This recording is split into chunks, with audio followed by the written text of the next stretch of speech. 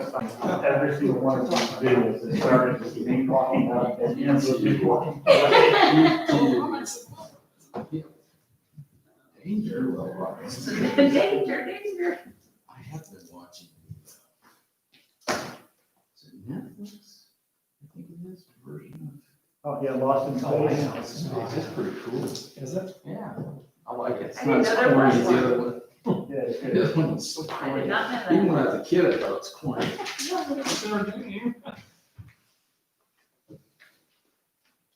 Thank you. Me? Joe's coming, right?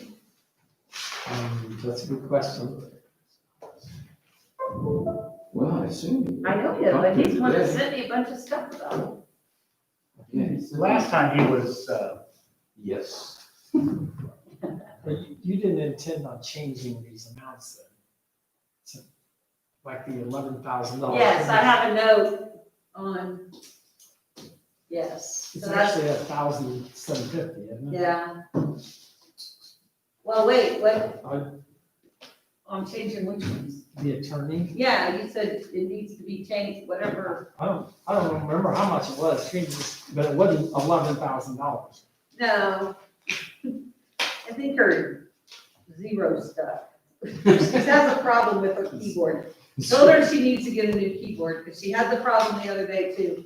She did an APB that was for, $50, and she did it for me, it was for a gun permit, and I got the APB, and it was, or the receipt, and it was $500. I go, no, they didn't do $500 for a gun. Speaking of the, let's see. No, it's in Our here attorney. someplace.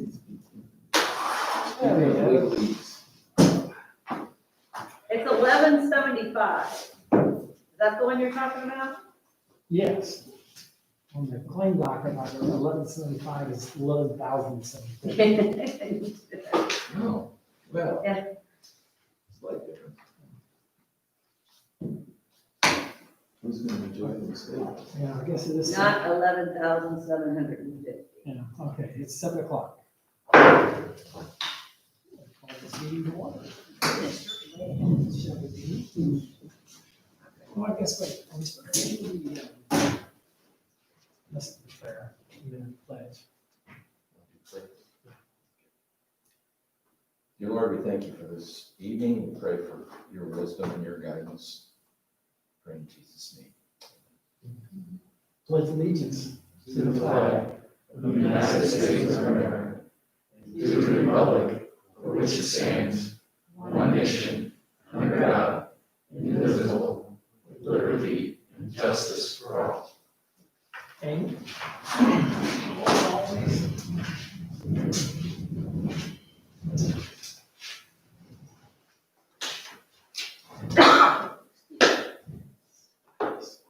Steve Rogan, Here. Adam Jones. Here. Joe Scott, here, Tammy Stample, here. Tom Roberts. All right. Minutes. Can I get a motion? make a motion, that we accept November's meeting minutes as written. All right, any discussion? Everybody had a chance to review them?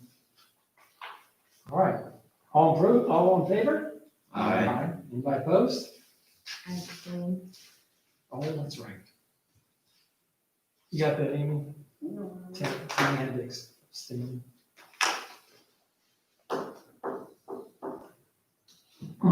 Financial reports. You want to pass that off, Adam? Or we can come back and do it? Tammy, would you like to read? I was actually going to Tammy do it, and I thought, well, she's not going to be here tonight. She's going to call in, but now she's here, she can review it. We'll come back to it, Tammy. Okay. The payroll distribution, since we're pass that along too, you guys can review it and sign off. Who was the first and second on that? Was it Steve and Adam? Adam first. Adam and Joe. Man, second. All right, I think we're ready for departmental reports. Sanitation, Joe, anything going on? That going on, I had to recall best way to make sure they got the porta potties on Shovel Park Park. So they're gonna be on that day, but I haven't been by there. Do you notice them down at the park? I haven't noticed them down Shovel. I know I went by there last week and they were still sitting there, so I called. Okay. Thank you. By the way. Oh, so you had to call him again? Okay. So any other questions of Joe? Any questions of Joe? You good? Thank you. Water, everything seems to be going fine with water. We did finish, we haven't got a formal communication yet, but we had to go through a water, am I saying this, water loss audit this year. And I think it's gonna be an annual thing. So we put information together and then we provide that information to our certifier, which is Pete Olson in Yorktown. And Pete reviews it and had a meeting this last week and said that we are sitting, this is unofficially, like at 47%. No, they did the meeting Which this is morning, actually. What's that? They had the meeting this morning. Oh, okay. But I don't have Daniel, anything. Trina, Yeah. and Pete, and they, But we're in good shape. good shape. That is good, because you want to improve. Yeah, so next year we'll want to show improvement from that. But we'll have the audit results probably at the January meeting. Still finish them up. So anyway, it was due by January 1st, I believe, or 2nd. And so we've got it done.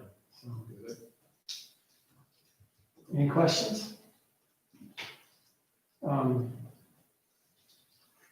Streets. Actually, I talked to Brad today, they were able to get up all the Christmas lights and all the, down the street. They've got the trucks ready with the snow plow, and the salt was delivered, so, and they're working on the sled wheel. At the park. Oh, yeah. Oh.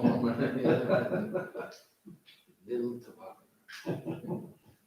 I think he's already put some of his brine down too on the. Yes, you saw it Seed tonight. brine. Any questions for Tammy? Do we know? No, never mind. I do know. Well, thank you.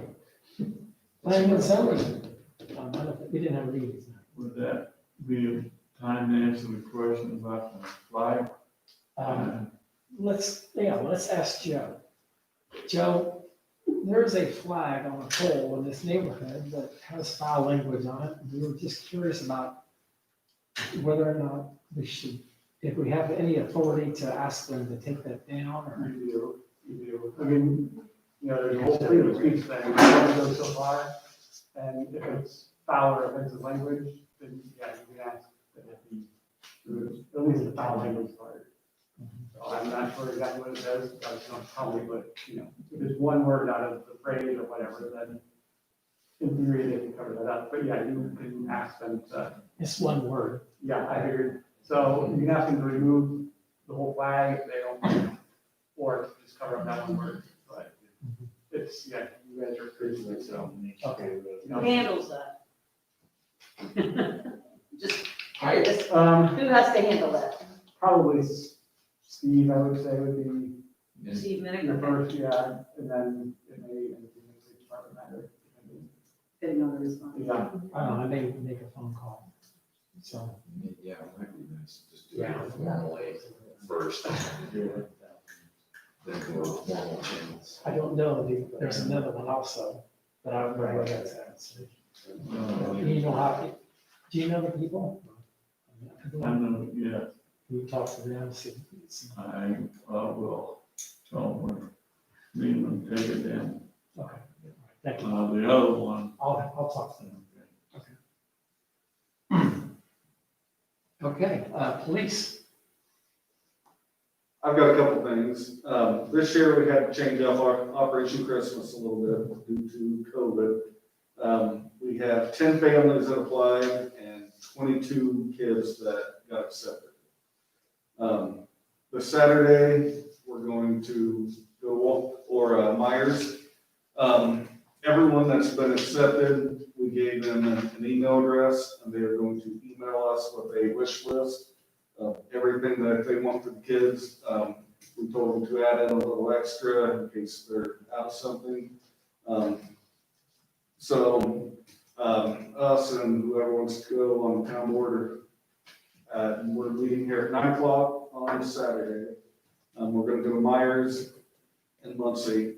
We're gonna pick up everything, bring it back here.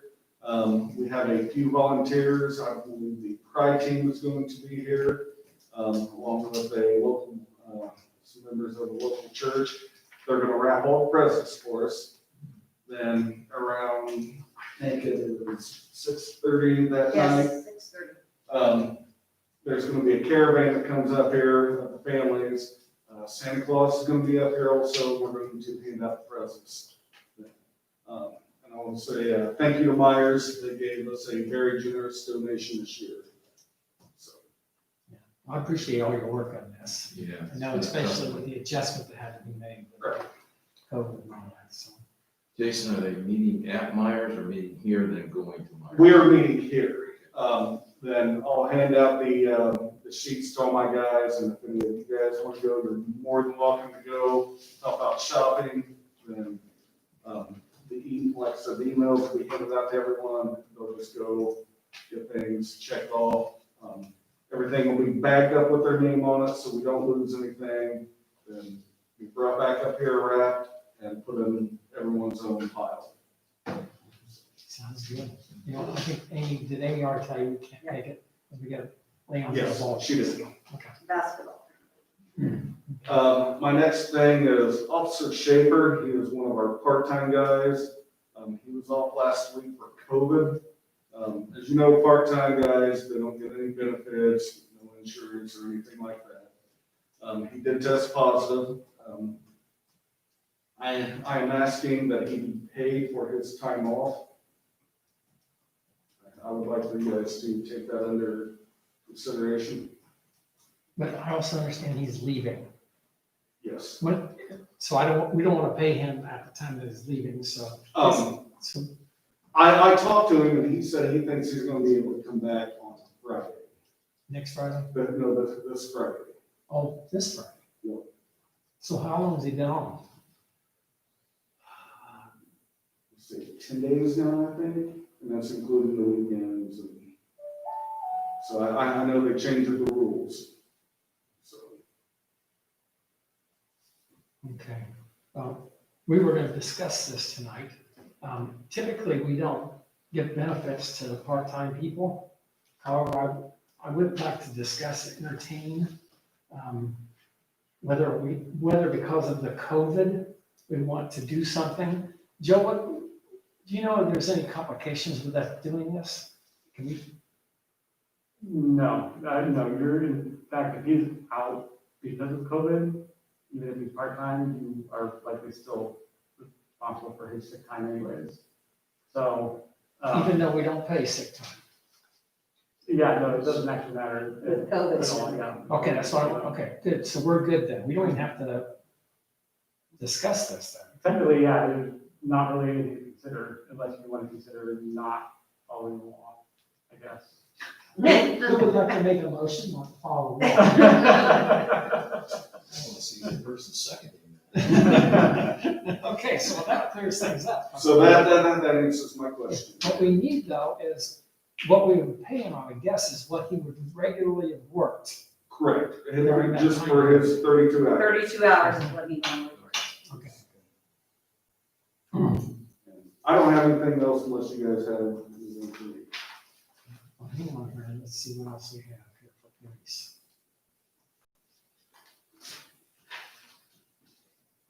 I don't think we have anything else.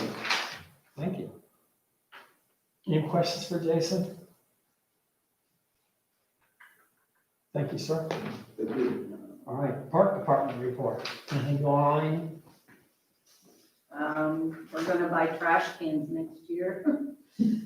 We're going to buy 2 new trash cans for the park. And the reason we're only buying 2 is because they are very expensive trash cans to match the ones that are in the park. The other ones the plastic ones we put out tend to disappear, so these are mounted to the ground, so. Mhm. That we're waiting until next year's budget to do it. Oh, just since the Christmas decorations do look really nice. And I do want to The say, guys did a I really appreciate great job. Brad and Dan Because it was basically those doing all two. that work. They did have volunteer, again, from the Daleville Community Church, they came in and helped do lights for a little bit, like untangled lights and things. There was a couple people that could help. But because I did it during the day, there wasn't the opportunity for volunteers too much. But so they basically did by themselves, so. I hope they do the, Light Up Daleville again next year, when we're past all this and it can be a little bit more of an event. It was nice for them to do that and I appreciated it. Joe, before I forget, I want to jump back for a second. Should we get proof, now, and I know we have, but should we get proof that he has COVID as part of this, or? Yeah, you technically need to verify that because there's two different categories, so he would get his regular rate of pay if he actually had COVID, but he only gets, I think, 2/3 if he has, has to take care of someone or whatever, yeah. So you'll want to obviously get some sort of verification. to show He which tested category. positive. I can send that email that he gave me, that he on all this. So on the other side, should we also get proof that he's negative before he comes back to work, or is that just assumed, or? But we I did just do want- that in the past. I know, I'm just, I mean, that he actually, yeah, you're right. We yeah, didn't ask that for anybody else. yeah, I mean, I guess you can, but you want to probably be consistent with what you've been doing in the past, so, you would just want to trust that he's not. I just want to make sure, because they're different, part-time people are different to me, so we just gotta be careful, so. Yeah, Okay, yeah, you just want to do what's best, obviously, for the people who are having to be around him.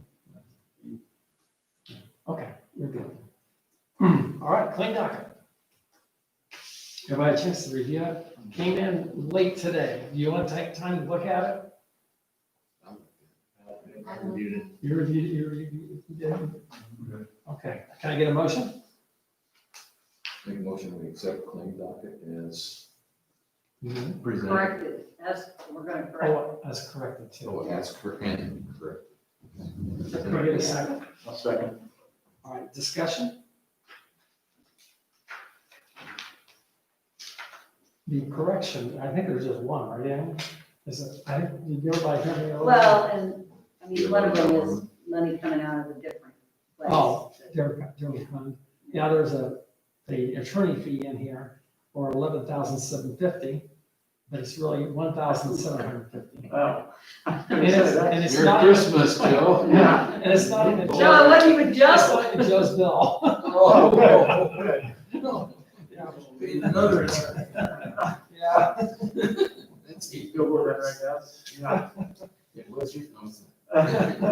So, I think we're ready to vote. Let's just do it all. Everybody in favor? Aye. Anybody opposed?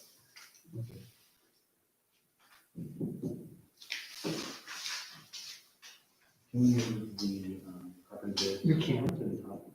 All right. We're gonna move the property bids up to the top.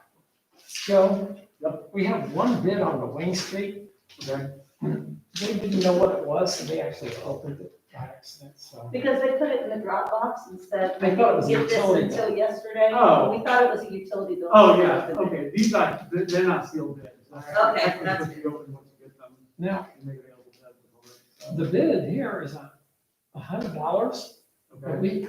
I thought we were gonna have a minimum of $750. Correct, there was a minimum, which I think was even actually higher than that. So Okay. who does that bid from?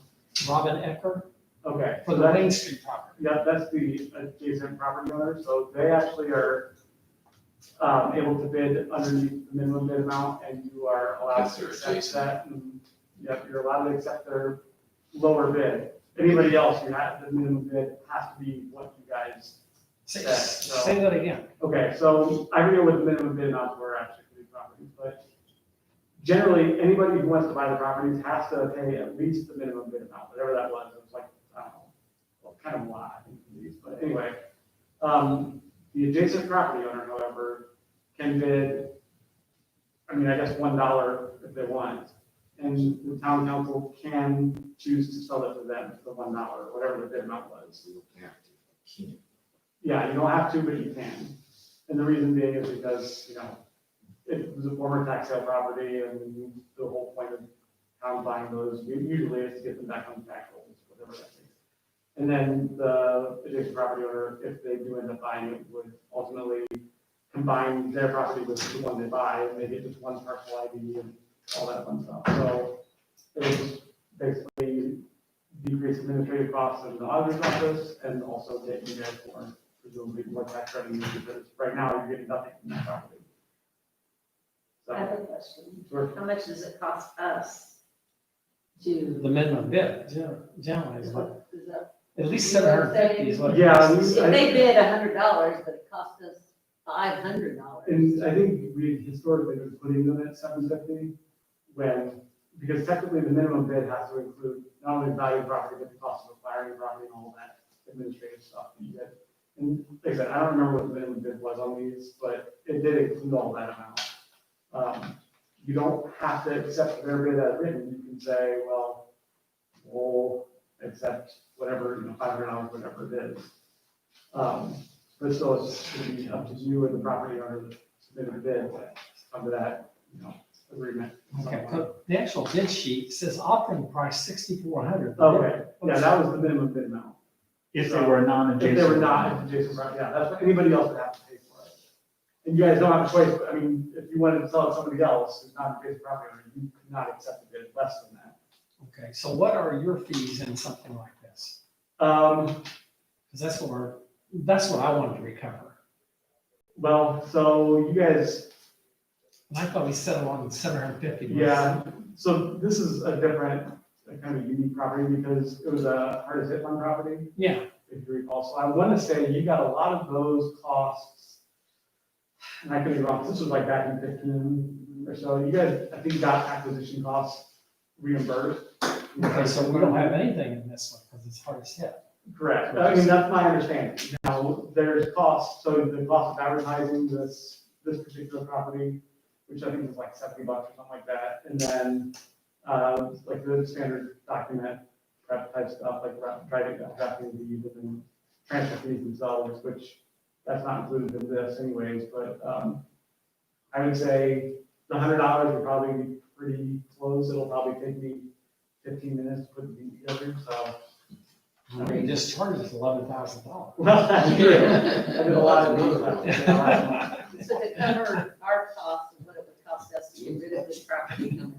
I mean, yeah, I would say You're gonna estimate guess. would be, probably $200 would be pretty close, unless there's just some crazy weird thing going on with it, but, yeah, and maybe a little bit more than that. I had to work with, the state Department of Community Development or whatever it's called to get mortgage releases, because there are technically mortgages on these properties, but we got all that squared away, so that took a little bit of time. We're actually really easy to work with, and about that, but we got it all taken care of, so, maybe like 2 to 250, I would say, would be a reasonable guess, for just one and then also the other two. But, This is the only bid I know For that property, but we For have that another property. one. of. Yeah, but we're not ready to leave this one.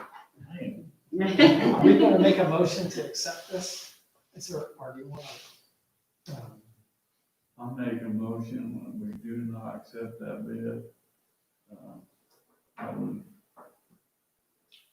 say that we need at least $250 Okay, to think that sells. Yeah, I'll second that, to cover the cost. okay. All in favor? Aye. Anybody opposed? Okay, so this will be, who communicates?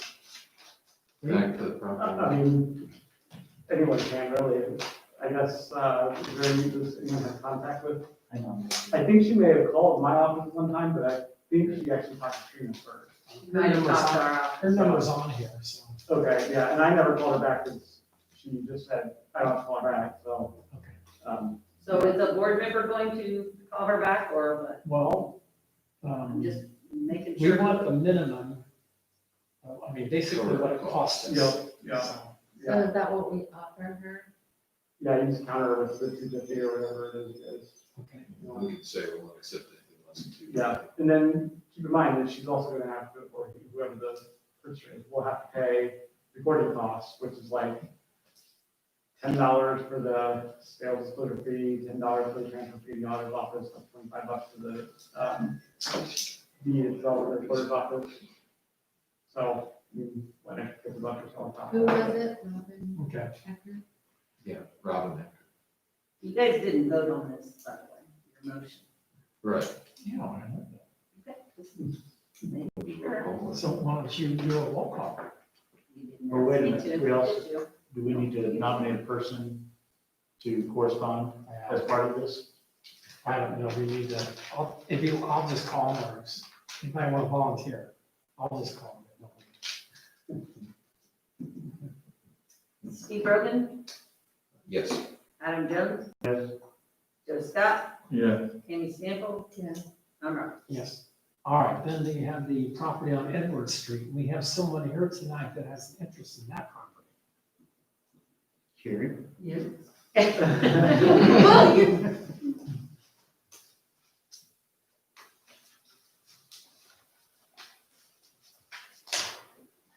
And she bid $750. There you go. Now, that inclusive of all fees. So, Which is pretty reasonable. So, because like I said, these, I think you also got reimbursed. for the and she's actual- adjacent. Property. Yeah. So, yeah, and those were being offered as a single property anyway, so. Right, Yeah, so they're. so there's actually two properties there. Yeah, it was, so, You yeah, understand that, right? yeah. So It's she just basically, I think bought- now, You're interested in both of them, right? the whole lot. The whole Yeah. lot. Okay, so it'd be 2 lots. And this It's 2 lots, but 750 for the one bid. Yes. yeah, it's, yeah, 2 separate lots, but for all for one property. This, yeah. Okay. So can I get a motion on this one? Make a motion to accept the 750. Okay, can I get a second? I'll second. Okay, you got Tammy and Steve. Any discussion? There's no real formal address on this offer. No, it's okay, yeah, you're We good. know what it means. Yeah. Okay. So we'll call Amy? Make sure. I'm gonna say adjacent property on Edwards Street. It's on Edwards, correct?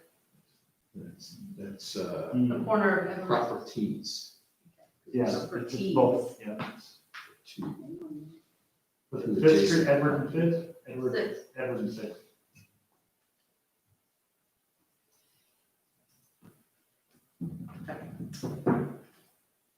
Steve Rogan, Yes. Adam Jones, Yes. Joe Scott, yes. Tammy Sample. Yeah. I'm Robert. Yes, congratulations. Yes. Thank you very much. 2 new properties. Thank you very much. Now, just so we're clear on this one, the deeds will actually be transferring the property to the current property owner who owns, I think, is it like, who owns the property you live at now? Oh, that I live at now? Yeah, My husband? okay, so whatever is on that deed, your property, that's the exact same way it'll show up on this deed. And then we'll do a delete and combine, which means basically all 3 of these lots will become one big parcel. Which actually will save you a little money too, because you won't have to pay, you get charged stormwater. You only have to pay one stormwater fee as opposed to 3 and all that fun stuff, so. But yeah, then after that, you can do what you want. Okay, Am I good? thank you very much. Thank you. Thank you. All right, who else is here? You got something? Insurance. You're the town umbrella. Yes, Okay, you would like to speak to us about the town umbrella? yeah, so I handle your property and casualty insurance, so I have the renewal numbers for you guys as well. Already discussed with Amy, so she's And you aware. you are Alex? I'm out, yes, Alex Bickman. So this is just comparison between last year's numbers, and then this year's renewal. You see a small increase, about 4%. The reason for the increase is due to property coverage is where we're seeing that increase. Has 2 factors to it. One, nationally known for public entities, we're seeing increases on property rates. So that's a reason why we're seeing that increase. Also, we've had a couple claims on the property side, so that's why we see that as well. So nothing to be too concerned about. 4% is actually pretty reasonable compared to a lot of the other, what I've been seeing in the marketplace. Does anyone have any questions? Or want me to go into any more detail? The commercial auto actually dropped, no? Yeah, so that could be to a couple of factors. It could be rate changes. Also, if we took a vehicle off, that also would change that rate or the cost. Categorize a vehicle to a different type of vehicle, that rate would also change. Did our comp change because of our rating? So I believe nothing changed in regards to payroll. So it also takes into account your loss history over the last 3 years, not including your most recent year. So there would have been most likely a claim that dropped off a few years back. That's why we're seeing a decrease. I believe it's not due to payroll because we use the same numbers from the previous year. What is the inland marine? Inland marine covers different equipment that's been scattered throughout the different properties. So it could be tables, computers, all that stuff that's found in all throughout the whole property. That's what's going to be covered under that. See, like park benches and picnic tables. Correct. Mowers, since those aren't going to be on an auto, all that stuff. So we have a So backhoe? correct. Okay. So all that stuff is categorized under inland marine. All right, then you want to. Yeah, so there's one other thing I've discussed in the past, is talking about umbrella or excess coverage. It's currently something we do not have on your policy right now. What it really means is when you have your insurance policy, you have a $1 million of coverage for your auto, $1 million for your general liability, police liability, so on and so forth. Your umbrella covers any excess above that. For public entities, for tort claims, you have a limit up to $5 million per occurrence, $700,000 per individual. This is something I think would be good to consider about adding to your policy. Just because, maybe you could talk a little bit more about this in regards to the splash pad little explosion. I mean, that could have been something devastating. So it could leave you guys open for loss that's not covered. Okay, let's talk about cost. So, we look at this doing to $1 million to $4 million. $4 million means you have all the coverage you need. For a $4 million umbrella policy, it'd be $3,958 for the policy. What about $1 million umbrella? It's about 1,600. I can give you the exact number.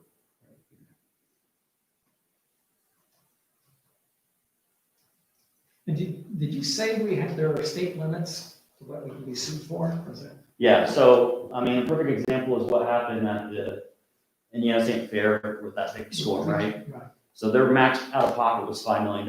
It's for public entities. And I'm assuming Joe, you could talk more about this.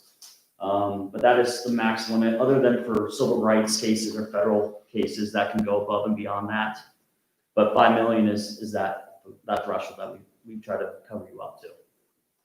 But for the 1 million is 1615, That just covers an additional million. additional million worth of coverage.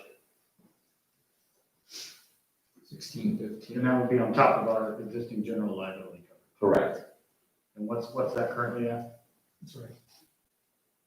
And it's not just general liability, that umbrella would also cover your police liability, your auto, all that stuff. Sure. But just general liability, what's our current general liability? I think it's on there, It's 315. No, Let's start. the coverage. Oh. $1 million. million. Okay. Yeah, so you have $1 million per occurrence and you have a $2 million ag for an annual year. Okay. So you can have up to 2 of those claims per year. So, it's an uncovered exposure. You guys are a smaller town, the chances of something like this to happen are slim. Insurance is though is here for rainy days. Why risk a little to save, or why risk a lot to save a little is sort of the mentality we have. And you guys sort of have an example that could have been a potential big loss. That could have been millions if that individual was harmed And fortunately, no one else was around when that happened. So what do other small governmental units do with this? Do you cover, I mean, do they typically have a umbrella policy? They do of some sort. I would say at least 80% of them that I insure have up to the 4 million. Others have been sort of stair-stepping their way up to that point to get maybe 2 million now, and then, you know, with budgetary constraints, they decided to get it up to that 4 million over the next couple of years. But they are at least working to that point. I think that's something to consider. If, you know, I know budgets, you gotta move numbers around, money gotta work. So if it's something you guys want to stair step into, that's totally fine. But it would be something I would definitely recommend to at least look into doing. So basically with your 4 million umbrella would be in addition to the 1 million that would cover the 5 million max for public enemy. Correct. And remember, the 5 million is per occurrence. So that was, let's say 5 individuals were in that lawsuit, that would cover it. If it was one individual, and Joe, I think you can speak to this too, I think it's $700,000 the max for that one individual in a claim.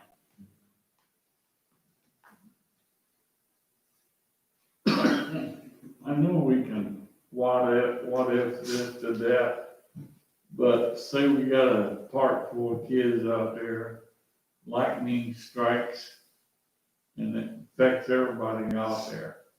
Is that where we would need the umbrella, would that be covered elsewhere?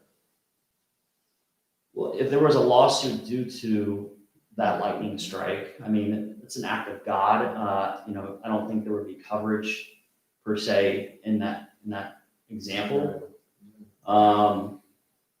You know, it's sort of Unless there was something careless on our. correct. I think that's where it would fall in the category Maybe of, like a piece of playground equipment collapsed and Yes. several children were either killed or injured. correct, in a major city. yeah. So, Joe, the splash pad operates as Daleville Parks, correct? So is that a separate entity from the town of Daleville? I don't think so. I think it's all town property. I mean, the Parks Department, right, not Daleville Parks Incorporated. Because there was, yeah, that's what I said, because there was Daleville Parks Inc., and that's Yeah, where I was going with that. yeah, so the department itself is still general town. So, All the properties are owned by the town. Is that something that we should do at some point, is to try to separate the town from the liability of the water park?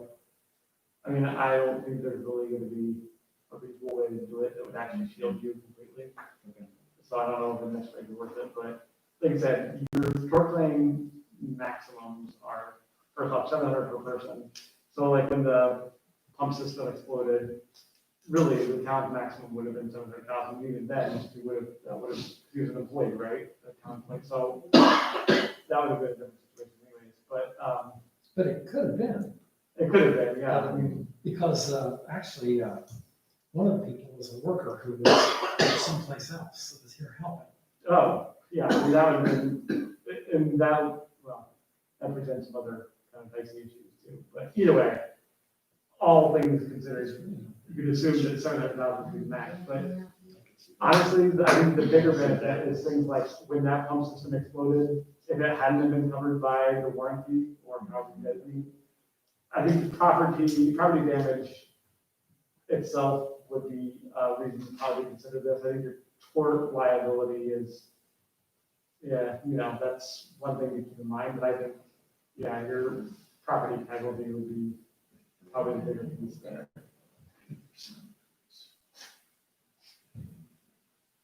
Well, we can, we don't have to make this decision tonight necessarily. There's been a talk about maybe stepping it up to, $1 million this year, maybe we'll do another $1 million next year. Yeah. We're taking that risk then, Yeah. you know, so.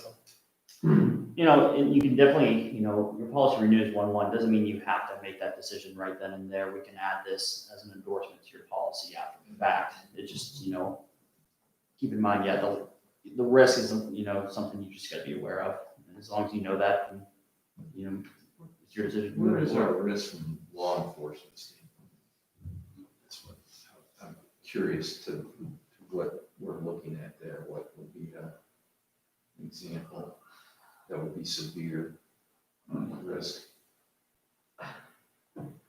That's a loaded question. I mean, there's, I'm not talking guns. well, yeah, I mean, so for example, there was a guy, I think he actually died. He was running through the police over off 69, he drove into the woods, and then he ended up dying. I think the town technically got a tort claim notice Yes, there. we did. But, so your tort claim, you know, like, the tort claim liability is capped at 700,000, but there's things that aren't tort claims, like you said, civil rights violations, and those are, you know, the recovery for a typical person in those cases really can vary just economically, whether it's financially or maybe just some policy change or whatever. I mean, there's all sorts of different things that come into play there, so it's hard to say. I mean, your maximum liability could in theory be, you know, infinite, I suppose, but that would be stretching it. But yeah, there's no real limit, I would say, to that kind of thing. So you want to have a motion tonight, or you want to consider this for next month? Anybody got a motion?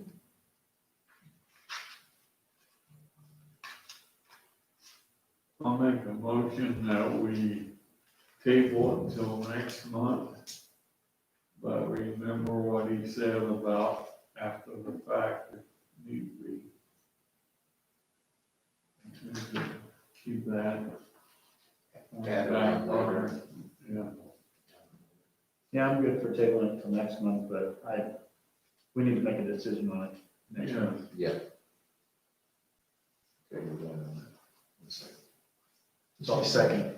Okay, discussion? I mean, obviously, we're not gonna have a problem with Splash Pad Park for a while, Like, yeah. but we do have a sledding hill going on. I'm an insurance We do person, have so snow I'm. plows out. Wait, what'd you say, Tammy?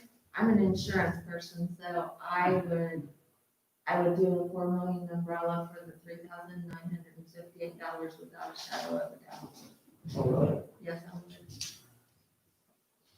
Well, Because it's only gonna take one issue to cost you $4 million versus $3,958. If the money is available, I think it's worth using it for that wisely. okay. We should ask him before I made my motion. Well, Well, we can we always can go vote to, on the motion and then it doesn't matter. or, you know, we can bring it up next month again. So it's only a month we're waiting. And so I mean, we have never had it, so let's don't, Right. so let's vote on this motion first. One quick question. Policy year ends. Well, new policy starts 1/1/2021. Yeah, But we can add this as an endorsement anytime. correct. Okay. So is the rate prorated each month they wait? Yeah, so the rate would be prorated based off the time, on the time that was in the year. Now, of course, if this is 6 months down the road, you know, the carrier can then change Yes. due to conditions, so. So you're tabling the insurance umbrella issue until January. Now, keep in mind, if you want to just go for it tonight, you know, vote on this one. I do have this for you, just a little bit more detail about if you guys want to, if you table it or not. This is the actual quote, it shows you the underlying limits of coverage for each police liability, the general liability, It exclusions. covers all the policies, it's over everything. It's Yeah. not just over like the liability. No, so or just the That's the wall. one thing you mentioned though, an umbrella policy does not go over your property. That's why we have it rated to the limits of what the property is. So for example, I don't know off the top of my head, I can look in the policy. I think you guys have, let's say $12 million worth of property. If you have one thing that's rated at 500 grand and that was incorrect, we can use the remaining balance to cover the coverage if it was actually $750,000 in cost. So the property is not covered under an umbrella. This is all strictly liability. Okay. So let's do a roll Ready call. to vote? Yeah. Steve Roden, No. Adam Jones, No. Joe Scott, No. Tammy Sample, No, Tom Roberts. No. Okay, Tammy, do you have a motion? I make a motion to purchase the $4 million umbrella to cover the liability policy. At 39.58. Okay. I'll second that. Does this also cover, oh, yeah, we got a second, so, does this also cover anything to do with the water utility? In regards to if it was not, if you couldn't deliver that service, I have to double check. I think If that's, the water tower falls? Yeah. it's- oh, yeah, if it falls, yes. Yeah. I thought you meant like if you couldn't perform your duties of delivering that service. I'm just trying to think of a way we can charge the water utility. Yeah, that would fall under GL, Okay. general liability. Yeah, because it's possible it looked like you had a water line break and people didn't have water for 3 or 4 weeks. Yeah, I have to look into the details of the policy, but there's a waiting period for something like that too before coverage would apply. Actually, we have an agreement with Chesterfield, so we covered that. So- Yeah, we Yeah, cover that. Okay, good. How much was the premium for the 4 million? 39. 39.58. 58. Okay, any other discussion, questions of Alex? Okay, Amy, Okay, purchase 4 million umbrella policy for 3,958 premium.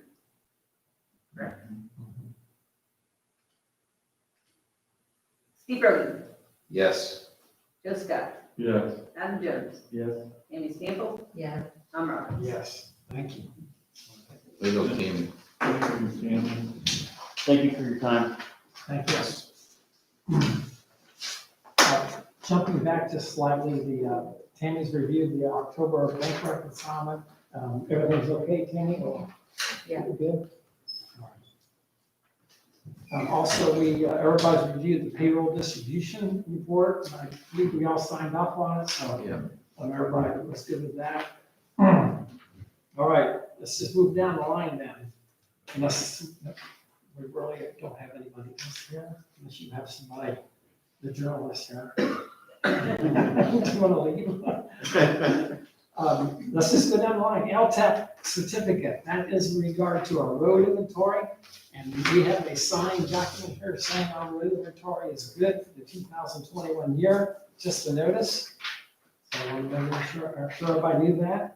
And along with that, just to make an announcement that we did get approval of the community crossing grant for $168,000 again this year. So we really appreciate the state. And basically, Bill Walters and Angie Moyer do, and Angie Moyer does the boatload of work of this. So, but they do the grant application and all the communication with this, and she does all the accounting for it. And so it's just great work they do for us. She makes a spear until it throws. That's right. So let's want to make sure everybody do that. And that was in the Muncie paper this last week. Yeah, they're really good. They give us a whole notebook at the end of the time. I have a whole community crossings notebook that has everything we ever need for it, so. Okay, employee personal time rolling over. This has to do with the consideration not of sick leave, because it does roll over. Comp time rolls over till, is it June? Okay, this has to do with vacation.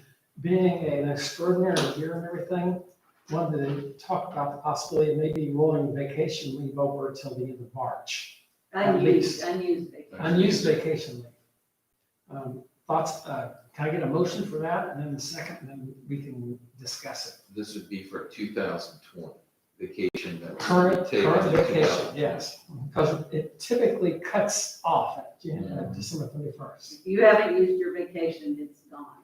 So, December 31st, yes. This is a one-time One time based COVID. on COVID. Can I get a motion? I'll make a motion that we extend the vacation time till March, end of March 2021? to, you know, covering vacations of 2021. Yes, one time. One, at one-time extension of using one-time extension to use unused vacation time. Ooh, that's hard. To March 31st, 2021. That makes. Okay, can I get a second? I'll second. Okay, discussion. Yes, I have a question. Let's say that we're still in this ridiculousness at the end of March, Yes. which we probably are gonna be. Yes. Can we extend that further at that time?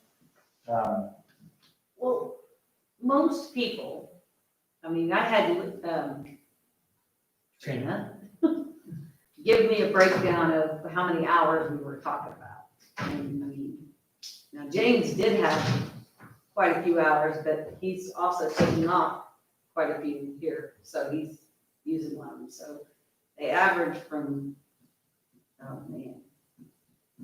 One of our employees still has 103 hours to take because he's been using comp time instead of vacation time. Because he has so much comp Okay, so time. that's 12 days and that's Brad. And we're going into the snow season, so it worries me even more, so. He's gonna get comp time. This is the problem is because he's getting vacation starting January 1 too. Yep. At some point, they gotta go bye-bye because he can't be gone for 6 months.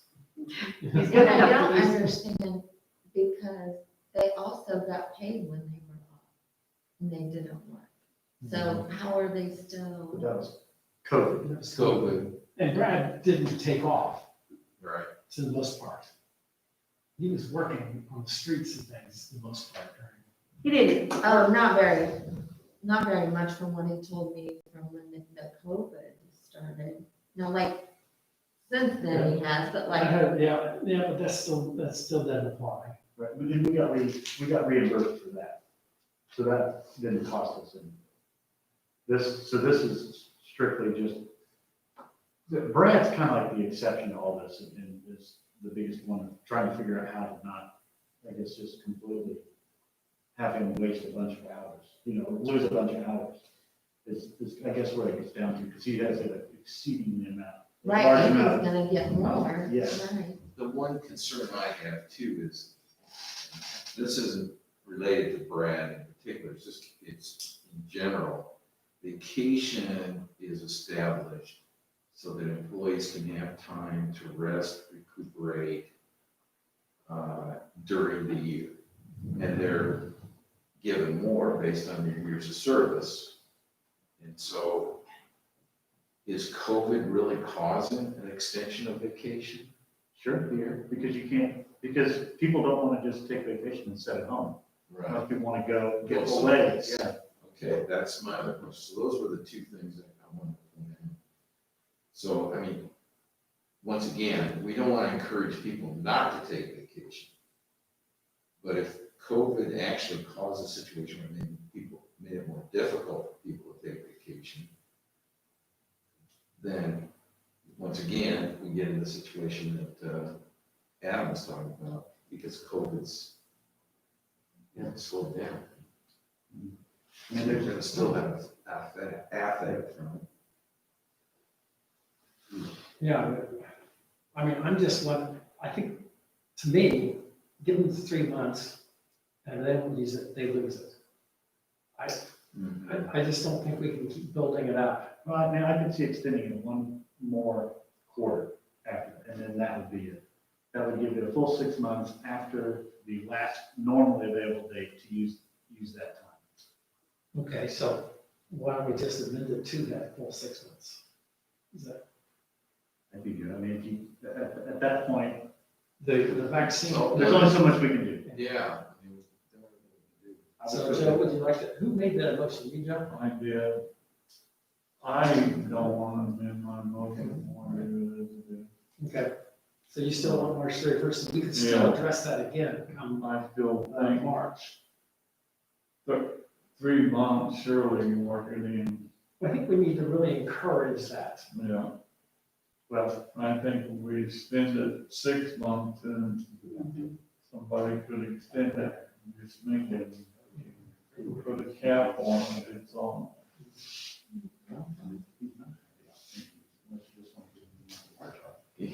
Yeah, the only time he would really, if you're talking Brad, the only time he'd probably use it would be March. He's gonna take the whole month off. Plowing snow. And he can't take the whole month off because he's also taking care of the water plant. Yeah. So, Well, but that can be, Dave can do that. they need to be, that needs to be a trade-off. They need to be able to trade that off. That needs to not fall all on one person. That's just a thought. And maybe that just means, I mean, just when you go on vacation, doesn't mean necessarily you have to leave. So it maybe he'll just have to take some days, like, He's been taking some days. Yes. He's been taking some. So maybe we just start out, like Joe said, until March 31st. And if we need to make an adjustment, we can always address that in March. So any other discussion?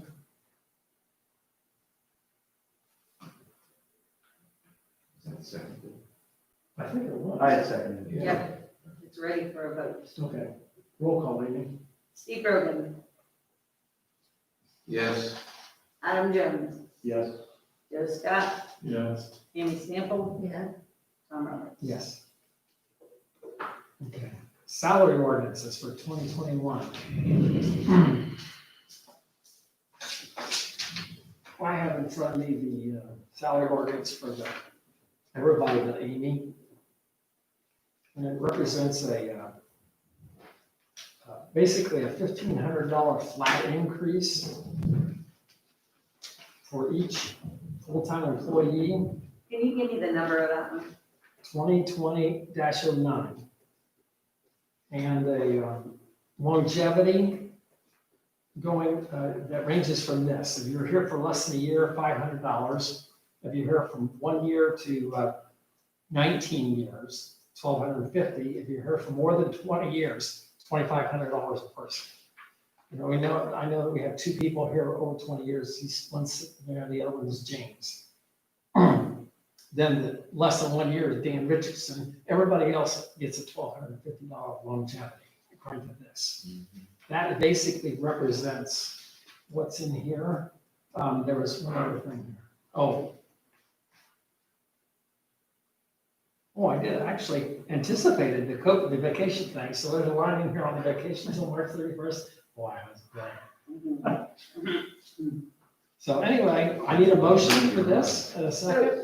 Well, Let me have you discussion. said longevity and what else was in there? General increase of $1,500 per person. Flat increase. So I need a motion and a second. Make a motion that we accept ordinance 2020-09. Can I get a second? I'll second it. Steve seconded. Discussion. Everybody had a chance to review this, Yeah, right? we beat this first day. Okay. Amy, let's do roll call.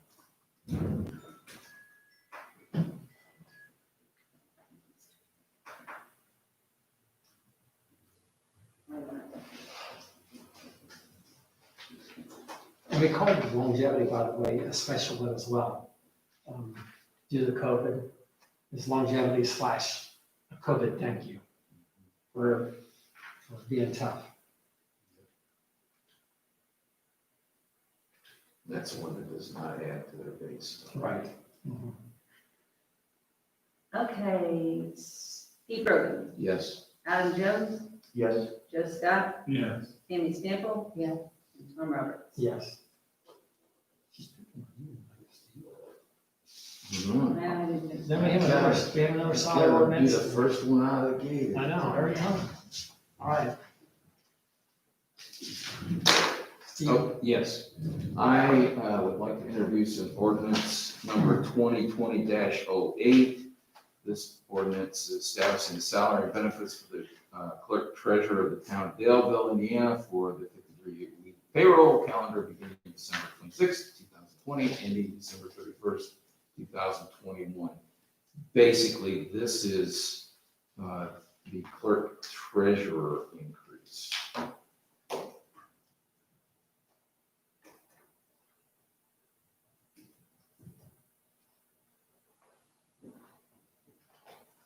Let's see, anything special.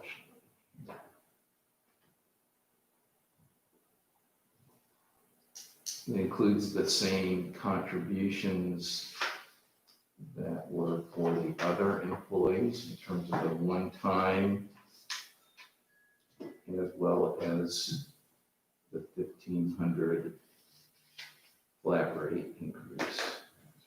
So it falls in line with the proposal. Yep. We have to do it separately because Tom has to abstain himself.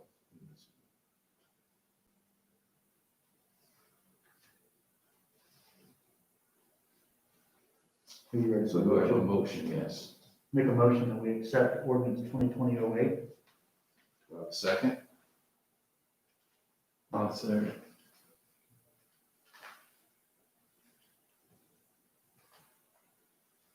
Any discussion?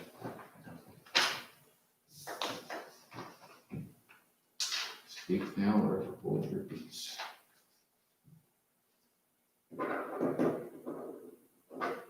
We ready for Vote. the vote? Al Jones, Yes. Steve Rogan, Yes. Joe Scott, yes, Tammy Sample, Tom Roberts. Abstain. All right. Can't see this one. And you got Bill Walters on here. the Just back mark out page. the name. Yeah. Just mark out the names. I didn't do it. Oh, it's got Ben Fisher here too. I didn't do it. I Just think, mark out the names. yeah. Okay. We did the property bids. Solar opportunity. Adam is gonna talk about solar tonight. Yeah, so, I'm gonna give a brief overview of something that I'm working on, that Tom's been involved as well. With more details to come next month, formal details. When you take a look at the expenses that we currently, incur regarding our electric bills for all of the town properties, including the flat pad, it's substantial. And we also pay the high commercial rate. We pay roughly 15 cents per kilowatt hour for electricity. And residential is roughly half that. Telamon Solar presents us a very intriguing opportunity where the cost of our solar electricity would be closer to the residential rate. Upon taking a look at what they offer, by utilizing the roof space on this building and utilizing some available space at the water plant, we could offset our electricity usage 100%. 100%. Rough idea on cost, and this is high, would be roughly about $500,000. The return on that, based off of our bills, would be at year 7, we would begin making money off of the initial investment of the solar panels. So they would place panels here on the roof, place panels at the solar, at the water plant, and that would take care of all of our electric usage for all of our properties, including the new town hall. For the life of the solar panels. For the Which life is of- about 35, 40 years. Roughly, they are warranted at 35 years. So the expectation is they will last at least 35 years. So essentially what I'm saying is, one, we offset all of our electricity costs. But the other part is, when you look at what we're paying per month, which in our peak months is over $4,000 a month in electricity, that is money that is more than what we would pay for, say, like a bond to cover the cost of that. So we're immediately making money, and we're also giving, say, a future board one less thing to have to worry about as far as their budgets are concerned. Based on what you're talking about, we have about $70,000 in utility bills a year. Yes. So just think about that $70,000 being available. How far out can you depreciate something? But appreciation doesn't really impact us. Yeah, so if we did like a 20-year bond or something on that, essentially what we're doing is we're paying upfront for our electricity for the next however many years, 35 years, over the course of a shortened period, plus at a reduced rate. So it's a no-brainer. When we started talking to the guy, and obviously this is early discussions, we want to get this all vetted out, but it seems like this is something we should jump on. The only catch that I've received thus far is that there is Department of Energy grant money that is available until the end of March. And that grant is 25% of the upfront cost. So since, you know, we reduced that overall, the time just becomes what, 25% more favorable to the return.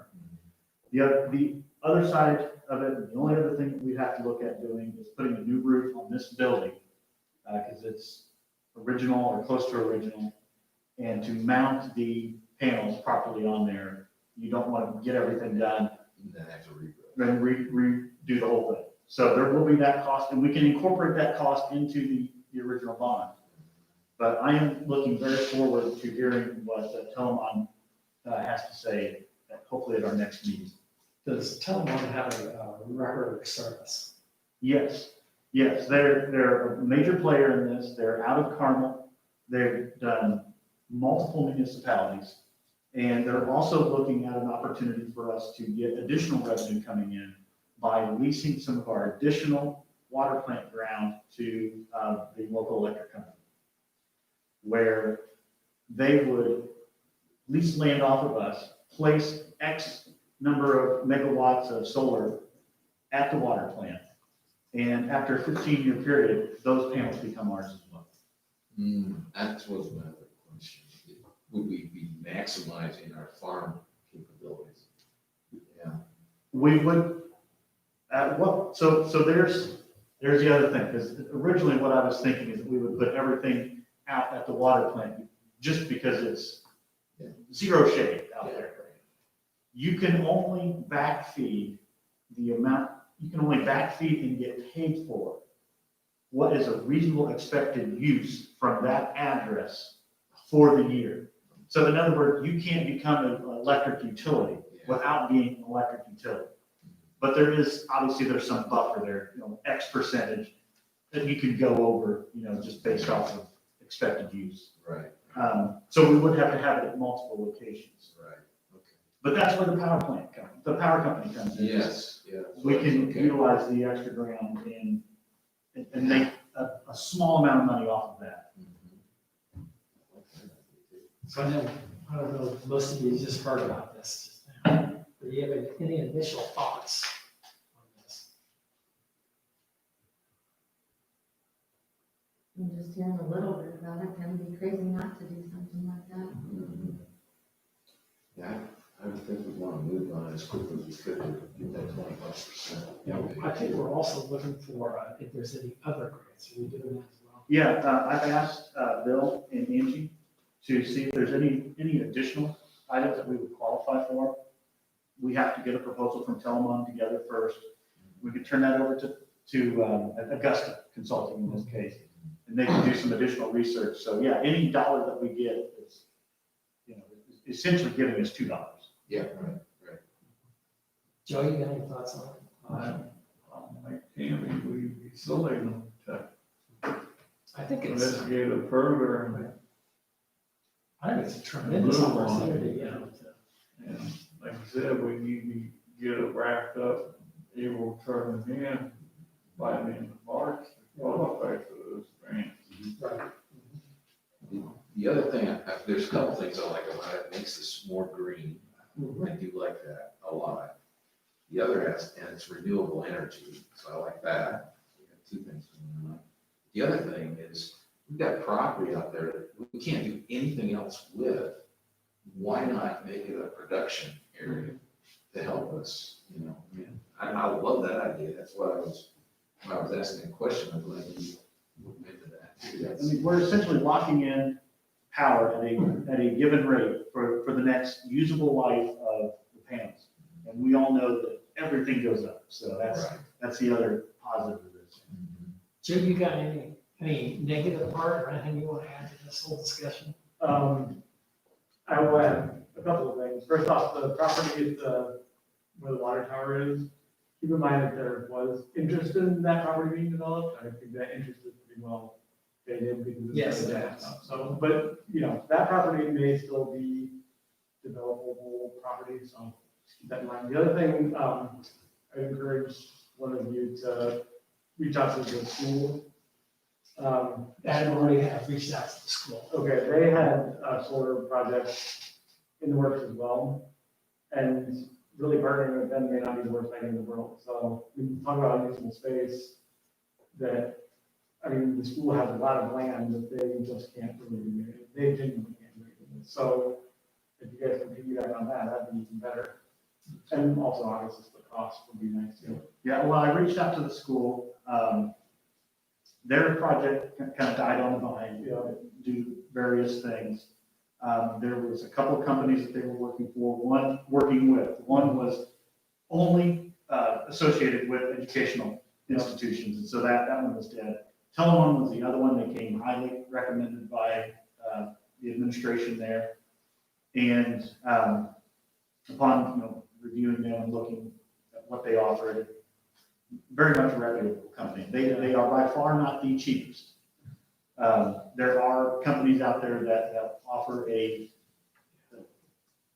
not nearly as good of a product. Yeah. This is, you're buying exactly what you would expect with the quality that you would expect.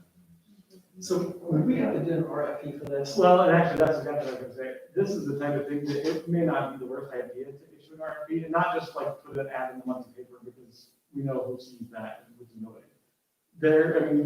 Get information on trade magazines and all these things where these companies actually see these things, so you get more of a robust response.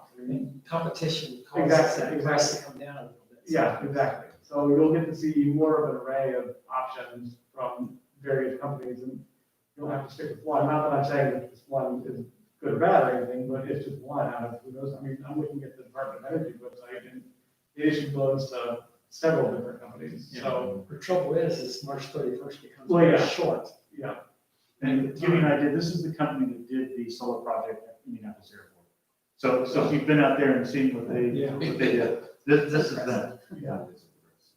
So we Then, if we can't do that, if we don't have time to do an RFP, is there? well, you want to look into the loan criteria to make sure, or what are the grant criteria. Now, the other thing to keep in mind that, all things look like, obviously, we're going to have a change in administration at the federal level, which Democrats tend to be a little more, Green. open to. Green. Yeah. So I could definitely see money coming available if a new administration comes to power. So this March 31st deadline is probably important to keep in mind, but, also throughout the month of January and February, you may get a better idea of what options may come into play or take its place or whatever. So I do think the RFP would be great if you guys could do it, or even just reaching out to other companies, even if you can't do an RFP. There's, I'm sure, like marketing companies that would. If we can get a copy. They did, it was those two companies. Okay. But I can find another one and get a proposal, especially after we get a proposal from Telamon and say, okay, Yeah, they've already done the work for you, here's the capacity, here's what we need. and, yeah, I think that's part of good due diligence on our part. Anything else? Sounds exciting. Yes, good job. Well, initially it was Tom's idea, and then I just kind of ran with it. Way to go, Tom. You ran really far. Further than Tom would have ran. Well, I ran to the phone and said, hey, Adam. Okay, next item, water utility payment in lieu of taxes. This is just an idea that several towns do to basically charge the water utility for taxes a private company would have paid to us if we had a private utility or company out there. And based on Baker Tilly's calculation, we can charge up to $33,549 this year. But the thought is that utility, is doing well, but not that well. So the idea is every December, kind of look at the financial status of the utility and see what would be an appropriate charge starting this year. And so the idea would be to charge utility $15,000 this year. That money would be paid from utility to the general fund. I like that idea, because it allowed us to not sweat, pay raises this year as much. It was a good offset.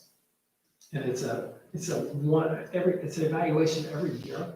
So you can, if you say this funds our longevity, which is not, goes into our base, then we can just say that, basically. So can I get a motion? And then second, then we can have a discussion. I make a motion that we accept resolution 2020-12 that pertains to the payment in lieu of taxes of the water plant. Can I get a second? I'll What second. number is that, resolution 2020-12. Now discussion? Do you have the amount that in there that you want to charge? this year? 15,000. 15,000, okay. Any discussion? All right, Amy, roll call.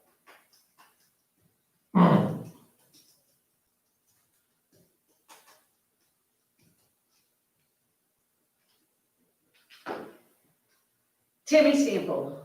Yeah.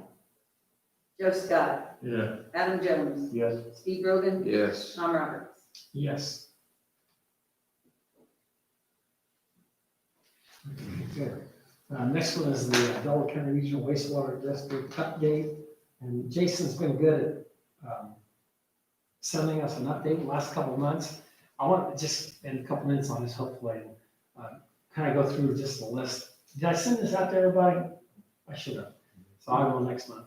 Maybe I'll go with somebody back to work tomorrow. November 4th, lift station work. November 5th, clean service siphoning system under I-69. November 9th, 811 locates. November 12th, a retap main for the new Starbucks location. November 13th, tap locating Raintree Estates new houses. November 17th, manhole inspections on 6th Street and weekly, I don't know what LS means, checks and float cleaning. November 19th is LS pump hour reading. Got to find out what LS means. What? Line service? Line service, of course. November 20th, meeting with attorney and Commonwealth concerning the Chesterfield, because Chesterfield's going through a wastewater project. You're redoing the contract. Right, and redoing the contract and their rate, the Delaware County Regional Wastewater District is going to go up. Right now, their intention is for them to absorb that. They're going to pass it on to us. That's the intent. 24th, cap off disconnection list in the Daleville area. 30th, continued meetings with attorney on Commonwealth. So that's pretty much it. If you have any questions, don't ask me. But I do appreciate your Yes. communication very much Say so. that Jason's stood for what he said he was gonna do. Yes. Very well. Mhm. I like that. So, we'll move on. If you have any questions, let me know and I will ask Jason. I will say, just to be clear, when you said meeting with attorney, and whatever, that's not me. That's Right. the Delaware wastewater district attorney. But the town is not paying, obviously. Yeah, well, that's a good clarification. Okay, now, edit monies, we got $150,000 from the county for edit money. I want to thank James King, this significantly, James King, but also Shannon Henry and Sherry Riggins for their support in that. I understand they sent actually monies out to several of the small towns this last month, and we were a beneficiary of that, so we used the money wisely. We did have a $30,000 negative balance last December, so that took care of that first. And we'll move forward. Do we need to have any plan for that money or, We do not, but we're going to be pretty picky. In other words, if you have a project or an item that needs to be purchased, and we don't have the money generally, then that's what we look at, is the ad money. But this 150,000 definitely needs to last all next year. if we don't know where we're gonna be at next year? Yeah, and we're not spending over, we're not going negative anymore. Can't speak right there. So that was an excellent last year. How are you speaking? Part-time employees, covered pay, we took care of that. ECI appointment, every year we have to make an appointment for the ECI planning district. Last year was Adam, he volunteered again this year, so he's in. We have to actually, I wonder if we have to do a motion and approval on that. I don't, I just appoint. It's an appointment. Is it a point? Appointment. I just Is it the entire town council or is it the council Look president? at the form. Okay, let's just be safe and somebody nominate Adam. So, come on, make a motion. She did. I'll make a motion. Okay, second. 1 second. Okay, all in favor? Aye. Anybody opposed? We're good. All right, you're it, Adam. I'll let him know. Gotcha. I need to- And what did you appoint him to? Oh, that's the ECI commission. Bill Waller's- ECI planning district. Don't leave till you sign this. Anything else for the, oh, Steve, it's been a long night. Yeah, what time? I've got one more thing. Ah. There's 3 of us that live in Rain Tree Estates. I don't know about you, Jamie. I have not been happy No. with the condition that Century Complete had continues to leave the neighborhood and has not, after multiple requests, moved the dumpster that is parked in the road. Go ahead. You can't even get around or down the road most of the time. Yeah, Well, and the other issue is they laid their roof, what do you call them? the trusses. Trusses, thank you. Didn't One set of trusses is about a foot in the street. Yeah, there was a car parked right across the street from the other day and nobody could get through. Yeah. Has anyone contacted Commonwealth about that? It's Century. Century, yes. And it's Yvonne something is our point of contact. And Yeah. she's a very nice lady, but doesn't seem to be able to get stuff done. I don't know if there's anything we can do. But I guess what I'm bringing up here is that I would like us to seriously consider any other business, that we do with Century Complete in the future. Because of the experience that we're currently having in Ranger. Do we have any fine opportunities? I was gonna say, yeah, I mean, you could talk to Steve about just general nuisance or, violation, whatever. I'll bet there are fines for that. Yeah, you also would want to look at, and this is honestly a long shot, but their original subdivision plan that they were gotten approved by the town, there are usually stipulations in there that require them to do, like the developer, obviously, to do various things, but honestly, a lot of it is gonna have to be through private enforcement with the actual homeowners, because that's really, all the restrictions and covenants and all that stuff, those have nothing to do with the town at all. From a police standpoint, isn't there a traffic hazard with the? Yeah, set so off the that's street? where you wanna have probably speed limit, or, I mean, I'm sure you have some ordinance that says you can't block streets or sidewalks. Well, originally Steve's one told him it was okay to park the dumpster in the street. Okay, well, so yeah, aside from that, then I guess look for a new planning and zoning administrator. But I there is don't know, an Steve's been on. No, I'm kidding, Steve had some, he had to go deal with people trying to do without permits and build without permits, so he was on that part of it. Yeah, He now was is this- asking him, is this the company that was, Wade Turning Homes? yeah, I don't know. yes. Okay. I'm pretty sure it is. I will tell you from my experience, they have not been the greatest builder, or not just you guys, but other municipal entities throughout the area. I mean, they've actually got projects going all throughout the county, oddly enough, and so far, I'm not heard anything good on any of them. Not with the same problems. Some similar problems, and Albany, they basically ignored the subdivision plans and were building houses off property lines and whatnot, and then just, yeah, I mean, it's been an ongoing issue, it's just one thing after another, so, yeah, it's gonna be rough, but I would definitely say you need to, at a minimum, have Steve, and the police department, I guess. He needs to investigate. Yeah, I mean, you say, you're limited as far as private enforcement stuff goes, because that's a whole other thing, but, I'm sure there, depending on what's going on out there, I'm sure there's some sort of mechanism that you guys can use to issue fines, but I mean, if Steve said the dumpster in the road's, not a problem, honestly, I would probably buy that. So now roof trusses in the road, that might be a different story. Now, that's strange that we said that, though, because we don't allow a car to park on the street more Yeah. than. Out there, Yeah. Yeah, Ray Tree, no. Did Steve tell you he told him that, or did Yvonne say that? Yvonne said that. oh, you, I okay. double checked. I would, yeah, good call. Okay. Just because I know how Steve is and has been with a lot of the builders out there, and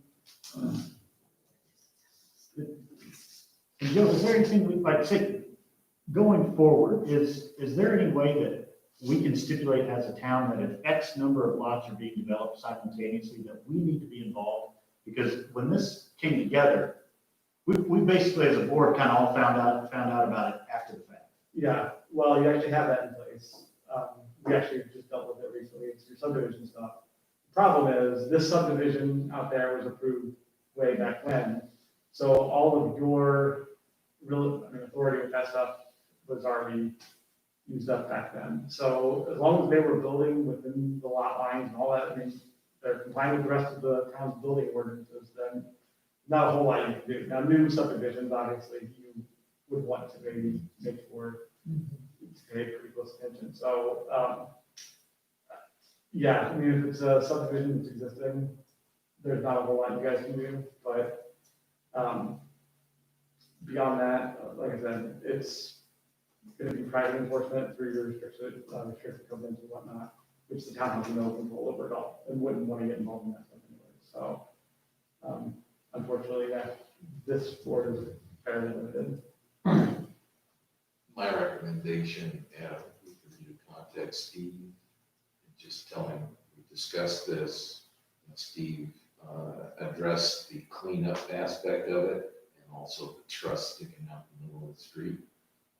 And to find out if he actually did approve of the dumpster being in the street. I'm gonna say no, but. I'm extremely concerned that somebody is gonna come flying through there, whether around the circle or into the circle, and just run into a brick wall, essentially. Yeah, Because it's not a small dumpster. no, that's what people do. Thank you. Sorry for the extra bullet. That's all right. Anybody else? All right, can I get entertain a motion to adjourn? Don't move.